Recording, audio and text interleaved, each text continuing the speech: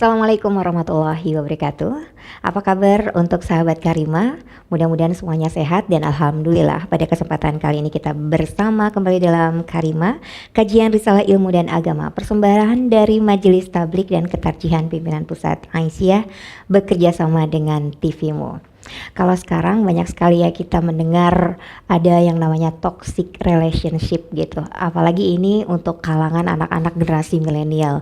Jadi hubungan asmara atau ya hubungan pertemanan itu selalu menyebutkan toxic relationship. Padahal dulu kayaknya tuh mungkin nggak tahu ya. Padahal dulu tuh nggak pernah tuh muncul gitu.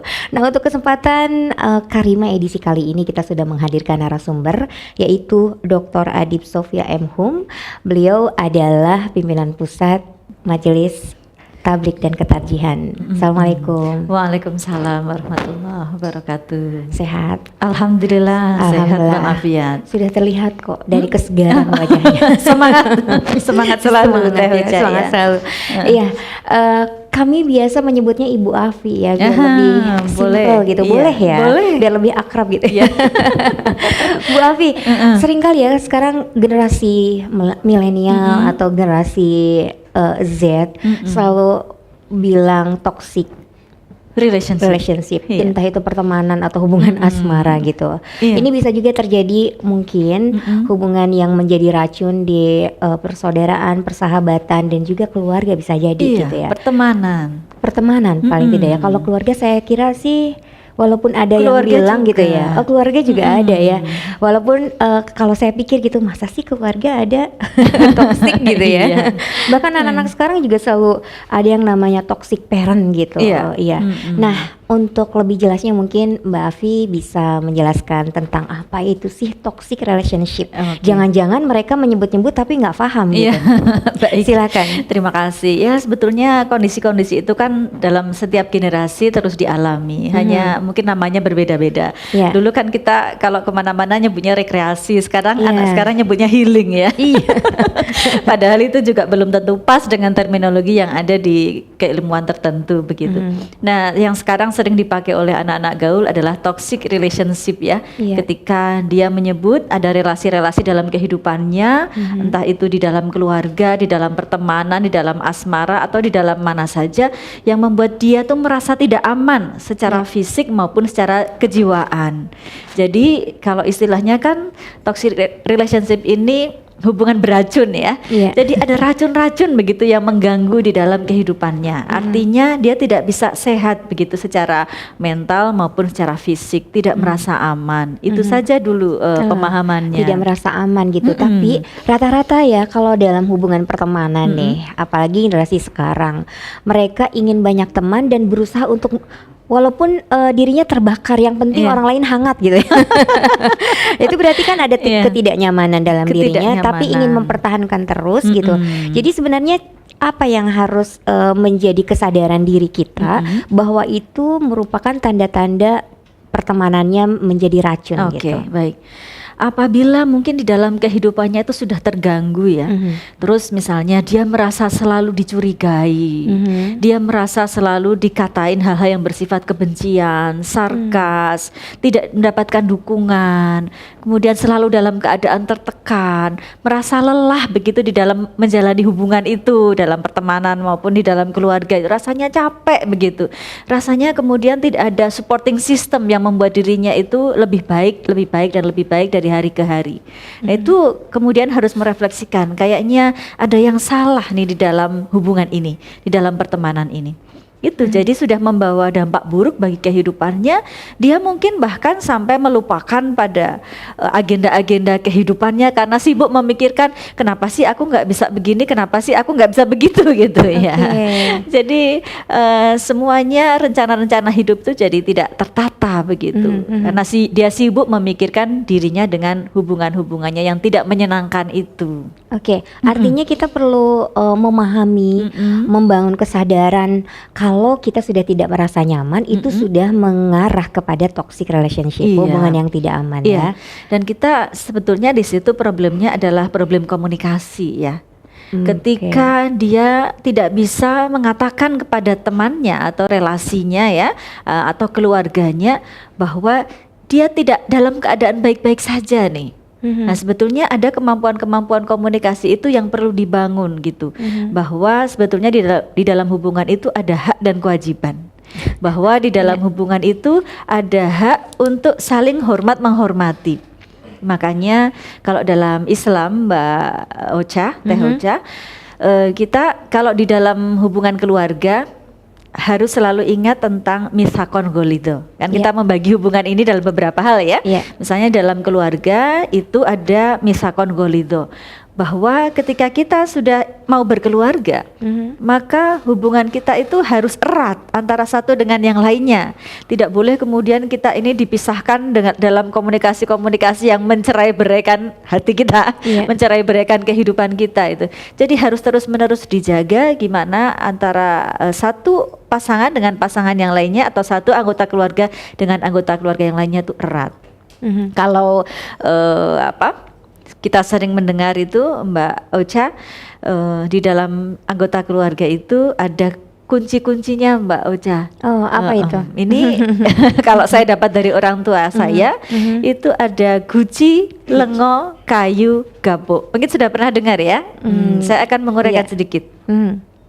Guci itu artinya di dalam hubungan yang kita bangun harus saling lugu dan suci. Misalnya Guci itu ya, dari lugu dan suci. Artinya satu pasangan atau satu anggota keluarga dengan anggota keluarga yang lain itu lugu itu ngomong apa adanya ya, ngomong apa adanya, harus selalu jujur mengatakan bahwa aku ini punya cita-cita ini, kamu kira-kira setuju atau enggak, ayah ibu setuju atau enggak, kan tadi hubungannya dengan orang tua juga yang tadi disebut ya.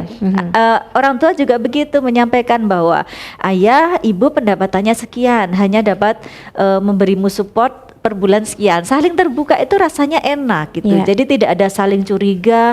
Kenapa ya misalnya diberi uang belanja sekian gitu kan? Karena tidak ada keterbukaan. Ayah ini mempunyai penghasilan berapa ya sebetulnya, atau ibu ini mempunyai penghasilan berapa ya gitu. Maka adanya keluguan ini menjadikan kita sebagai sebuah anggota keluarga yang tersistem dengan baik. Oke, lugu itu bukan berarti kita bodoh. Enggak, gitu ya. Bukan, tapi saling terbuka. Kalau anak-anak sekarang bilang lugu tuh cupu, kayak orang nggak beda ngerti ya? apa-apa gitu ya. Yang kedua suci. Suci itu artinya di dalam relasi itu ada saling percaya, trust gitu ya. Artinya kita nggak boleh suudzon, suci. Karena kalau kita suudzon dikit-dikit maunya curiga aja. Kalau sudah dicurigai itu udah toksik kan gitu ya. Ini kamu WA sama siapa nih? Pasti kamu WA sama itu. Padahal bukan. Padahal kita sedang koordinasi. Kenapa malam-malam masih komunikasi sama orang lain? Pasti ini terjadi sesuatu, ting, langsung sifatnya ngejudge gitu. Padahal sebetulnya lah karena mau upacara jam 6 pagi kan kita koordinasinya harus malam. Kayak tadi kan kita juga komunikasinya harus malam ya, karena kita harus bersegera untuk memulai syuting ini misalnya. Nah itu kalau dilandasi dengan atau dilandasi dengan tidak ada suudzon, semuanya akan dapat berjalan baik, nggak ada toxic relationship. Oke, baik. Ini baru satu aja nih bagaimana membangun hubungan yang sehat, menjauhi namanya toxic relationship. Kita harus jeda dulu nih Mbak Afia. Nanti kita ngobrol lagi ya. Oke, baik, untuk sahabat Karimah tetap bersama kami dalam kajian Risalah Ilmu dan Agama.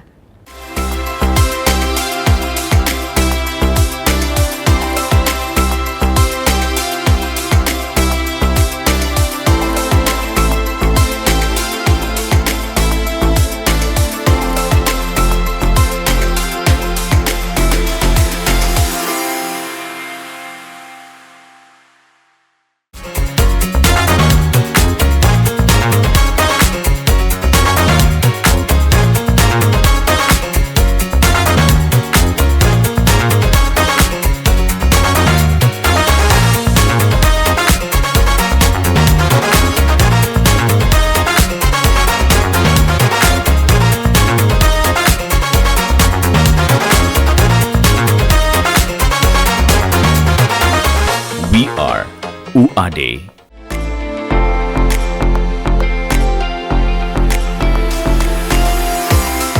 Assalamualaikum warahmatullahi wabarakatuh. Pemirsa yang dirahmati oleh Allah, jangan lupa selalu saksikan Karimah, kajian Risalah Ilmu dan Agama yang membahas permasalahan yang sekarang sedang berkembang di umat dan masyarakat, dan akan ditemani oleh ibu-ibu pimpinan pusat Aisyah yang tentunya akan sayang sekali untuk dilewatkan.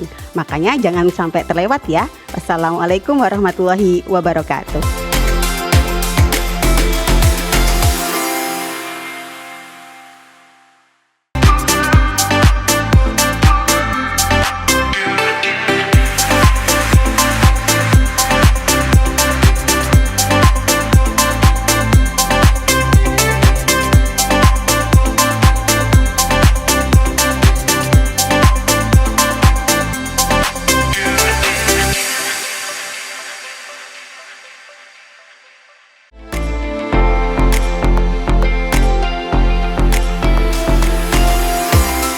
Assalamualaikum warahmatullahi wabarakatuh. Salam sahabat Karimah.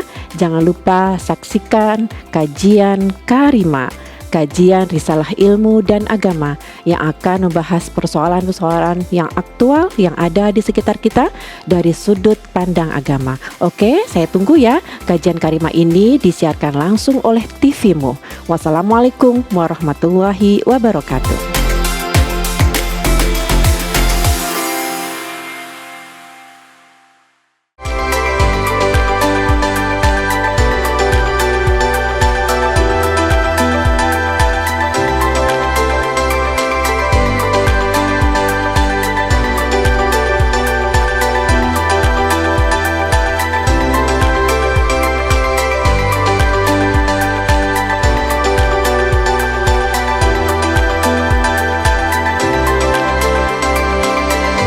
We are UAD.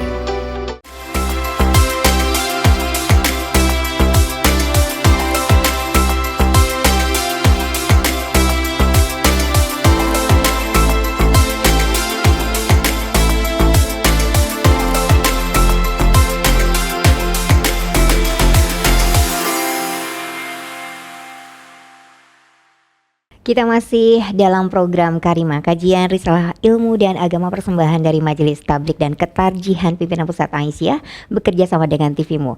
Sahabat Karimah, kita lanjutkan perbincangan kita bersama Dr. Adib Sofia M. Hum tentang toxic relationship. Tadi ada baru satu aja gitu, ada 4 ya tadi yang disampaikan ya. Ini artinya menjadi salah satu upaya preventif mencegah hubungan yang beracun. Nah, berikutnya apa nih selain guci? Yang kedua adalah lengo, Mbak. Ini istilah Jawa ya. Lengo itu bukan minyak saja, tapi ada kepanjangannya, yaitu kalau ada yang menteleng itu melotot, Mbak. Artinya marah. Di sini banyak fire-nya nih. Kalau di sinetron udah keluar ekspresi mukanya udah kelihatan gitu. Maka yang satu jangan menteleng juga, jangan melotot juga. Artinya jangan fire dibalas dengan fire gitu. Tapi yang satu ngo itu lungo. Jadi kalau ada yang marah, yang satu mengambil ruang sendiri, kalau kata Mas Tulus begitu Yang satu mengambil ruang sendiri. Misalnya kalau terjadi percekcokan itu di ruang tamu, nanti pindahlah ke ruang sebelah yang satunya, tinggal siram bunga atau merawat yang lainnya begitu. Supaya apa? Supaya cooling down dulu. Jadi kalau kita teruskan, toksiknya makin dapet tuh. Jadi fire dibalas fire, terbakar nanti hubungan itu. Oleh karena itu supaya kita nggak toxic relationship, kita perlu cooling down, kasih waktu. Nanti kan lama-lama semakin lama turun dan akan timbul percakapan yang baik. Misalnya udah minum belum, mau minum apa, kan dijawabnya apa aja terserah. Percakapan itu menjadi semakin lama semakin baik gitu. Itu 2, Mbak. Lengo. Kalau ada yang menteleng, yang satu lungo gitu ya. Pergi mengambil ruang sendiri, mengambil jarak. Kemudian yang ketiga adalah kayu, Mbak. Kalau ada yang teko, ada yang teka, ada yang datang. Yang ada di rumah itu guyu, senyum. Itu. Kenapa? Karena baiti janati.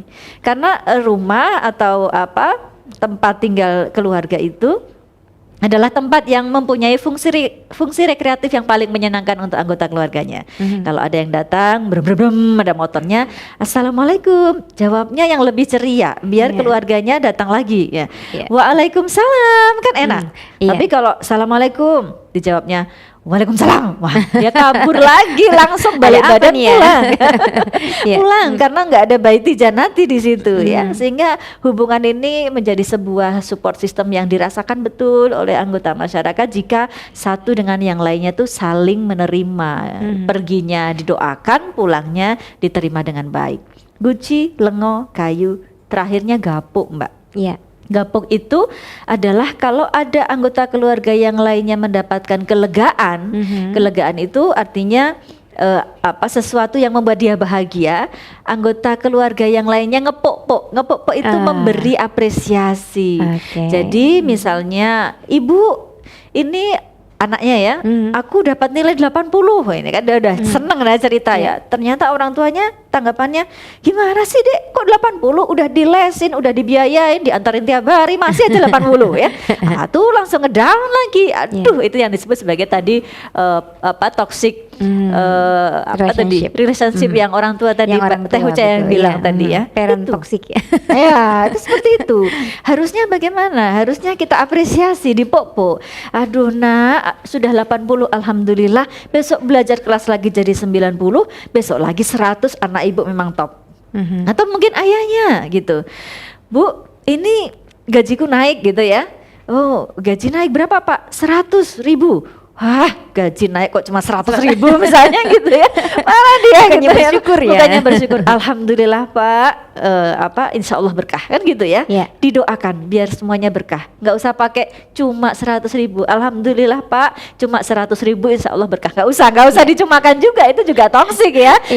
Berarti membuat minor segala upaya yang dilakukan. Itu diantaranya, dan semuanya pasti kita harus kembali ke Arum 21 yang sering ada di undangan-undangan manten itu, litaskunu ilaiha. Di dalam kita menyelenggarakan keluarga kita, yang dicapai adalah kesakinahan, mawaddah, warahmah. Oke, baik. Mbak. Itu beberapa hal yang sudah disampaikan Ibu Afi kalau relationship ada di keluarga. Dan sebenarnya pada kenyataannya hubungan beracun itu juga bisa terjadi di kantor atau di tempat kerja, dalam pertemanan gitu ya. Nah, apakah empat kata itu, empat keyword atau beberapa hal yang harus dilakukan itu bisa terjadi gitu? Kayak tadi kalau datang kita ceria sama temen juga gitu. Bisa kan? Itu bisa kita luaskan, nggak hanya dalam keluarga. Tapi kalau di dalam pertemanan ada rumusnya lagi 2T, yaitu tafahum dan tasamuh ya. Tafahumnya artinya kalau kita dengan teman-teman itu harus saling memahami gitu ya. Kan tak kenal maka tak sayang, maka kita harus saling memahami sebetulnya ini orangnya gimana sih. Cara orang mensupport antara satu person dengan person yang lain kan berbeda-beda. Ada yang orangnya ceria, ada yang orangnya pendiam. Kan kita caranya mensupport beda-beda. Jadi kita harus selalu memahami karakter dari teman-teman kita itu. Yang kedua adalah tasamuh. Tasamuh itu adalah bertoleransi. Kadang-kadang mereka agenda hidupnya apa, kita agenda hidupnya apa, kadang nggak ketemu, kita clash ya, teman kantor, teman main ya, teman apa saja. Kan kepalanya beda, bacaannya beda, tradisinya beda, cita-citanya beda, banyak beda, pasti ada clash-nya. Cuman kemudian kita menenggang gitu, ya udahlah aku nggak usah dulu, nggak apa-apa, biar dia dulu misalnya gitu. Jadi ada naik turunnya, di mana kepentingan kita itu didahulukan, kepentingan dia atau kepentingan dia yang didahulukan. Itu namanya adalah tasamuh atau menenggang, bertoleransi. Jadi untuk hubungan yang supaya tidak toxic relationship di dalam pertemanan tadi ada 2 Mbak, yaitu tafahum dan juga tasamuh diantaranya itu. Rata-rata penyebabnya apa nih kalau misalnya dalam pertemanan gitu ya, dalam hubungan sosial di kantor misalnya itu bisa terjadi toxic relationship? Iya, oke. Pertama memang rasa bahwa dia misalnya posisinya lebih tinggi, atau aku ini lebih bener loh, aku ini lebih pinter loh, aku ini lebih ngerti ya, dan kamu harus ikut apa kata saya misalnya gitu kan. Sehingga apa-apa selalu ingin menang, selalu ingin menguasai orang lain harus selalu ikut perkataannya gitu, sehingga lama-lama yang follower ini tadi ya, yang lebih ditindas dalam tanda kutip. Ini tadi kemudian merasa lambat laun, kepercayaan dirinya menurun, akhirnya habis gitu ya. Aku memang nggak bisa apa-apa, dia yang bisa segalanya. Itu sudah harus dibangkitkan supaya dia mendapatkan kepercayaan dirinya dan hidup menjadi lebih baik begitu. Oke, Mbak Afi, ada nggak untuk membangun keberanian ya? Kalau dalam keluarga mungkin itu akan sangat mudah gitu, namanya hubungan darah. Tapi kalau dalam pertemanan, hubungan di kantor itu akan agak sulit juga bisa berkomunikasi secara asertif gitu ya. Tapi jawabannya nanti ya, sudah dikasih tanda untuk jeda dulu. Thank you. Oke. Baik, untuk sahabat Karima tetap bersama kami dalam kajian Risalah Ilmu dan Agama.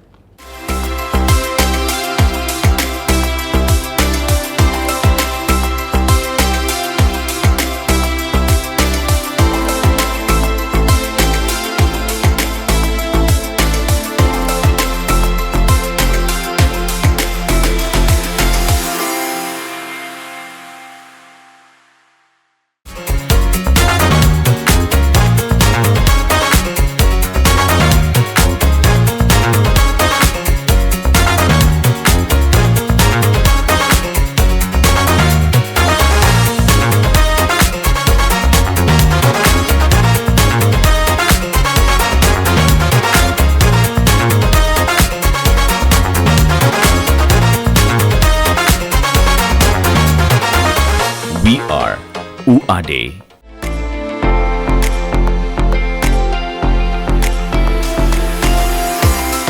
Assalamualaikum warahmatullahi wabarakatuh. Pemirsa yang dirahmati oleh Allah, jangan lupa selalu saksikan Karima, kajian Risalah Ilmu dan Agama yang membahas permasalahan yang sekarang sedang berkembang di umat dan masyarakat, dan akan ditemani oleh ibu-ibu pimpinan Pusat Aisyah yang tentunya akan sayang sekali untuk dilewatkan. Makanya jangan sampai terlewat ya. Wassalamualaikum warahmatullahi wabarakatuh.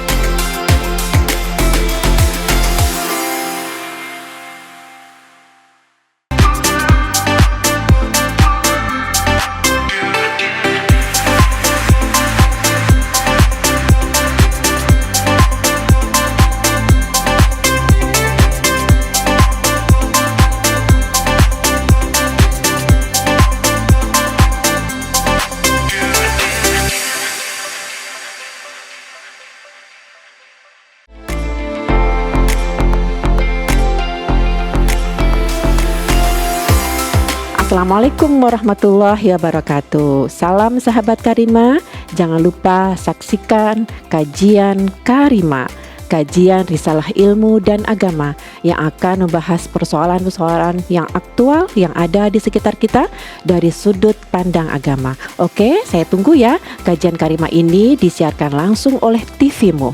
Wassalamualaikum warahmatullahi wabarakatuh.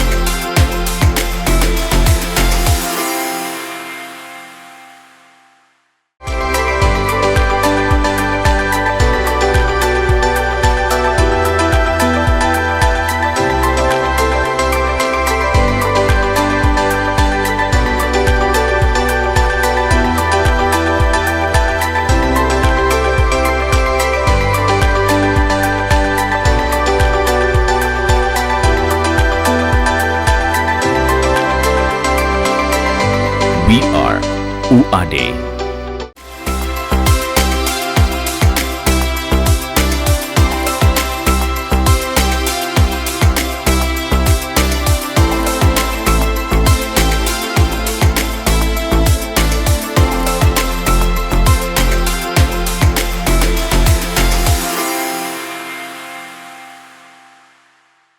Baik, untuk sahabat Karima, kita lanjutkan perbincangan kita bersama Dr. Adib Sofia M. Hum tentang toxic relationship. Tadi ada pertanyaan yang tertunda gitu ya, karena untuk sebagian di kalangan usia remaja atau ya dewasa awal masih agak ketakutan juga. Jadi walaupun itu racun tetap aja dipertahankan. Ada banyak ketakutan, takut nggak punya teman, takut ditinggalkan gitu ya, sehingga mereka akan bertahan padahal mereka tidak akan bisa berkembang dengan seluruh potensi yang mereka miliki. Iya. Artinya harus ada strategi gitu ya, Bu Afi ya. Silakan Bu Afi. Artinya dia harus membangun relasi dengan pihak lain, Mbak. Untuk keluar harus dari berani situ. mencoba ya, harus mencari berani teman mencoba, baru. Iya. Bahwa hidup ini ada banyak banget, berapa miliar, 8 miliar penduduk dunia ini yang bisa dipilih menjadi teman gitu. Dan dia kalau sudah misalnya sampai pada tahapan yang sangat down, itu memang memerlukan motivasi eksternal. Jadi dia harus dibukakan matanya bahwa kamu sedang berada di dalam zona yang tidak pada tempatnya begitu. Sehingga kita bisa memberikan nasihat-nasihat atau mungkin masukan-masukan ya, kalau dinasihati mungkin nggak mau ya, bahwa kamu itu adalah orang yang punya potensi, kesadaran akan potensi dirinya itu menjadi sangat penting. Maka yang kita sampaikan adalah bahwa kamu itu adalah orang yang potensial, kelebihanmu itu ini, kamu tidak sepantasnya berada di sudut sejarah ya, untuk selalu ikut dan ikut saja pada orang yang mengelola dirimu selama ini ya. Kamu harus keluar dari dunia ini, tunjukkan bahwa kamu bisa berkiprah untuk dunia begitu. Ini harus benar-benar kita tolong. Makanya di dalam hubungan itu jangan kemudian menutup diri dari hubungan yang lain. Karena kita harus punya banyak wawasan, punya teman, komunikasi sosial kita terjaga dengan baik, kemudian relasi-relasi kita terhadap masyarakat juga baik, sehingga kalau misalnya ada yang mengganggu, kita bisa mempunyai bantuan dari arah-arah yang lain. Jangan pernah takut untuk mencoba hal yang baru gitu ya. Betul. Apalagi nih untuk anak muda ya, walaupun ya masalah karena misalnya dengan alasan cinta nggak mau ditinggalin gitu ya. Mungkin untuk sesaat bisa sakit gitu ya, tapi ada proses. Hubungan itu tidak sehat dan harus dari kedua belah pihak ya. Kalau memang salah satu pihak yang tadi yang menekan yang menekan itu memang nggak ada kesadaran, ini harus kita bantu untuk keluar dari zona itu. Tapi sebetulnya kalau bisa sih kedua belah pihak memperbaiki diri ya, untuk selalu seimbang, untuk selalu tahu tentang human right ya, bahwa orang itu ada hak-hak dan kewajibannya, ada hak asasi manusianya untuk mengapresiasikan potensi dirinya begitu. Tapi kalau memang masih sulit, kita tempuhnya dari jalur yang orang yang tertekan itu untuk kita keluarkan dulu dari zona itu. Oke. Tadi sudah dimention juga tentang prinsip komunikasi ya, tidak hanya saling memahami gitu. Nah, komunikasi seperti apa tadi? Asertif itu kan nggak mudah gitu ya. Bersikap asertif ya. Sebetulnya kalau asertif itu adalah menyampaikan sesuatu yang menyampaikan bahwa kita ini haknya sudah terlanggar nih olehmu, gitu. Betul-betul harus punya keterampilan skill yang bagus. Artinya itu juga sebuah keterampilan dan harus dilatih. Iya. Jadi misalnya misalnya ada yang minjem buku kok lama banget ya, bahkan minjem lagi itu udah toksik gitu. Kita orangnya yang malu nagih gitu. Malu nagih misalnya ya. Ya udah, kita harus berani menyampaikan buku ini akan saya pakai tanggal sekian, maka kamu harus mengembalikannya pada tanggal sekian. Itu harus ada kemampuan untuk itu. Jadi jangan sampai kita ini menyampaikan dengan hak kita terlanggar atau hak orang lain terlanggar. Hubungan tuh harus sama-sama enak gitu ya. Jadi kemampuan ini harus terus-menerus diasah supaya apa yang ada di kepala kita tersampaikan, tapi orang lain juga nggak sakit hati gitu. Oke. Sorry. Betul. Nah, gejala-gejala ini kan artinya tidak mudah juga ya. Ada beberapa prinsip yang harus diperhatikan. Kalau di keluarga itu orang tua juga punya keterampilan untuk bagaimana membuka komunikasi dengan baik gitu. Pertemanan juga sama gitu. Di kantor juga. Yang penting gini Mbak, kita latihannya ya, dari memperhatikan who speak what language, to whom and when. Nah, latihan komunikasinya kayak gitu. Itu ada di dalam sosiolinguistik ya. Who speak itu artinya siapa sih yang ngomong gitu? Pantes gak orang yang ngomong itu berbicara? Ya, itu harus diperhatikan nih. What language, kata-kata yang dipilih tuh kayak apa? Ini harus latihan juga. Nanti aku ngomongnya ini, diksi yang aku pakai ini gitu. Jadi itu adalah masalah what language. To whom, kepada siapa gitu. Pada siapa kita ngomong itu? Apakah kepada anak kecil, kita harus downgrade dong caranya menyampaikan. Pada teman kita harus pakai bahasa gaul dong. Kepada orang tua harus gimana, ada pertimbangan-pertimbangannya untuk melatih skill komunikasi itu. Dan yang terakhir adalah when ya. Kadang-kadang kita mau menasehati orangnya lagi lapar gitu kan, nggak pas gitu ya. Orangnya kita lagi ngomongin duit, orangnya lagi nggak punya duit kan juga nggak pas juga. Orangnya lagi ngantuk, orangnya lagi gimana, harus kita lihat juga secara konteksnya pada saat itu support nggak dengan efisiensi atau efektivitas dari pesan yang ingin kita sampaikan. Jadi sebetulnya pesan itu kan di dalam ilmu apa saja ada yang membuat, ada pesannya dan ada penerima pesan. Nah di luar itu semua ada yang namanya konteks. Nah semuanya itu harus kita perhatikan pada saat kita berkomunikasi. Nah orang-orang yang tidak terampil di dalam memahami proses komunikasi itu akan sulit memulai dari mana aku harus berkomunikasi gitu. Jadi sebetulnya ketika mau ngomong itu lihatlah aku udah saatnya ngomong atau belum ya, aku udah pantas belum, apa yang akan aku omongkan, kepada siapa aku ngomong, dan suasana, waktu, tempat yang terbangun, konteks yang terbangun sudah pas apa belum. Nah, itu latihannya.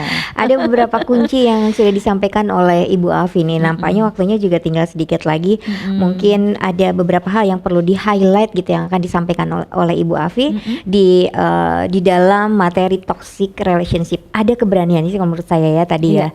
Keberanian dan berlatih berkomunikasi. Itu entah kalau di keluarga ibu anak gitu. Anak pun kan boleh ya speak up gitu ya. Jangan takut gitu ya. Iya, dengan cara yang baik. Dengan cara yang baik. Ya pasti ya. Itu harus punya etika berarti ya. Ada etikanya yang perlu diperhatikan. Bersama teman-teman pun begitu ya. Mungkin closing statement yang akan disampaikan Bu Afi kepada sahabat Karimah semuanya. Silakan. Sahabat Karimah semuanya, jadilah orang yang mandiri, karena dengan menjadi orang yang mandiri kita dapat menentukan agenda-agenda kehidupan kita. Jangan sampai orang lain mengatur agenda kehidupan kita, padahal kehidupan kita itu sudah tertata dengan baik. Selalulah berpikir ketika kita akan melakukan komunikasi, dan jangan lupa faktor terakhir yang menentukan adalah kedekatan kita kepada Allah Subhanahu wa taala. Selalulah kita berdoa sebelum kita melakukan komunikasi, Rabbis rohli sadri wa yassirli amri wahlul 'uqdatam min lisani yafqahu qawli. Insyaallah perkataan kita nanti menjadi pas, tidak toksik bagi orang lain, dan tidak membuat diri kita sendiri semakin merana ya, akan selalu menjadi yang terbaik, terbaik dan terbaik. Itu luar biasa. Agama pun sudah mengatur bagaimana relasi, membangun relasi itu gitu ya. Tadi seperti yang disampaikan Ibu Afi, jangan lupa selalu berdoa. Doanya dihafalkan tadi ya. Rasanya sering kita juga mendengar. Dan untuk sahabat Karimah semuanya, jangan biarkan seseorang yang tidak berharga memiliki kemampuan untuk menguasai pikiran kita. Jadilah dirimu sendiri dengan versi terbaikmu. Terima kasih untuk sahabat Karimah. Pastikan kajian Risalah Ilmu dan Agama di edisi yang lain, persembahan dari Majelis Tablik dan Ketarjihan Pimpinan Pusat Aisyah bekerja sama dengan TVmu. Saya Rosa Ajar pamit. Assalamualaikum warahmatullahi wabarakatuh.